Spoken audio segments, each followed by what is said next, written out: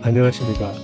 오늘은 많은 분들이 관심이 있는 토지보상의 단계적 절차와 그 단계마다 보상금 증액을 할 수 있는 여러 가지 방법들을 알려드리겠습니다. 먼저 토지보상의 법적 근거와 원칙에 대해 말씀드리겠습니다. 토지보상의 근간이 되는 법은 공익사업을 위한 토지 등의 취득 및 보상에 관한 법률입니다. 우리는 이를 줄여서 토지보상법이라고 부릅니다. 이 법의 근거는 우리 헌법 제23조 제3항에서 찾을 수 있는데요. 여기서는 공공필요에 의한 재산권의 수용, 사용 또는 제한 및 그에 대한 보상은 법률로서 하되 정당한 보상을 지급해야 한다라고 명시하고 있습니다. 여기서 중요한 것은 정당한 보상이라는 개념입니다. 대법원은 2001년 판결에서 이를 원칙적으로 피수용 재산의 객관적인 재산 가치를 완전하게 보상하여야 한다는 완전 보상을 의미한다고 해석했습니다. 즉 여러분들의 재산 가치를 온전히 보상받을 권리가 있다는 뜻이지요. 다음으로 보상 대상의 법적 범위에 대해서 알아보겠습니다. 토지보상법에 따르면 보상 대상은 크게 5가지로 나눌 수 있습니다. 첫째, 토지 자체에 대한 보상입니다. 둘째, 건물이나 구조물 같은 지작물에 대한 보상이 있습니다. 셋째, 영업 손실에 대한 보상도 중요합니다. 넷째, 이주 대책에 대한 보상이 있습니다. 마지막으로 기타 간접 손실에 대한 보상도 있습니다. 토지 보상 과정에서 보상 대상자들에게는 크게 3번의 보상금 증액 기회가 있습니다. 이 기회들을 잘 활용하시면 최초 제시된 금액보다 훨씬 더 높은 보상을 받을 수 있습니다. 첫 번째 기회는 감정평가에 대한 의견 제시 단계입니다. 사업 시행자가 감정평가를 의뢰하기 전 여러분들은 자신의 토지나 건물의 특별한 가치에 대하여 의견을 제시할 수 있습니다. 예를 들어 해당 부지의 개발 잠재력이나 특수한 이용가치 등을 설명할 수 있죠. 이 단계에서 제시하는 의견은 감정평가사들의 평가에 반영될 수 있으므로 매우 중요합니다.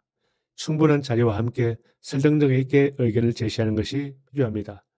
자기 땅의 상태와 위치 등에 대해서는 본인이 제일 잘 알고 계십니다. 사진, 항공사진, 기존 평가 결과 등 적극적으로 의견을 제시하는 것이 필요합니다. 두 번째 기회는 협의 단계입니다. 감정평가 결과가 나온 후 사업 시행자와의 협의 과정에서 다시 한번 보상금 증액을 요구할 수 있습니다. 이 단계에서는 감정평가에서 누락되거나 과소평가된 부분을 지적할 수 있습니다. 예를 들어 영업손실이나 이주비용 등 부대 비용에 대한 추가 보상을 요구할 수 있죠. 또한 감정평가 이후 상황 변화로 인한 가치 상승을 주장할 수도 있습니다. 만약 사업 시행자와의 협의가 결렬되어 수용 재결이 이루어진다면 이에 대하여 토지수용위원회에 이의신청을 할 수 있습니다. 이의신청이 받아들여지지 않으면 행정소송을 제기할 수 있죠. 이 단계에서는 전문가의 도움이 특히 중요합니다. 감정평가의 오류나 위법성을 입증하거나 새로운 증거를 제시하여 보상금 증액을 요구할 수 있습니다. 마지막으로 행정소송의 실익과 전략에 대해 말씀드리겠습니다.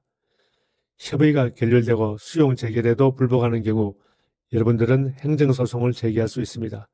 하지만 2011년 대법원 판결에 따르면 단순히 보상액이 적다라고 주장한 것만으로는 부족합니다. 보상액 산정의 기초가 되는 사실관계나 평가 방법에 잘못이 있음을 구체적으로 주장하고 입증해야 합니다. 그리고 꼭 기억하셔야 할 것이 있습니다. 토지보상법에 따르면 사업 시행자가 보상금을 공탁하면 수용의 효력이 바로 발생합니다. 즉 소송 중이라도 사업은 진행할 수 있다는 뜻이죠. 그래서 신속한 소송 진행이 매우 중요합니다.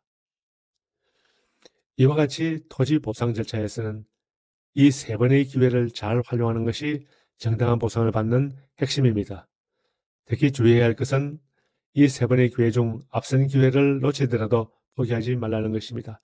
마지막 단계인 행정소송에서도 여전히 보상금 증액의 가능성이 있습니다. 감사합니다.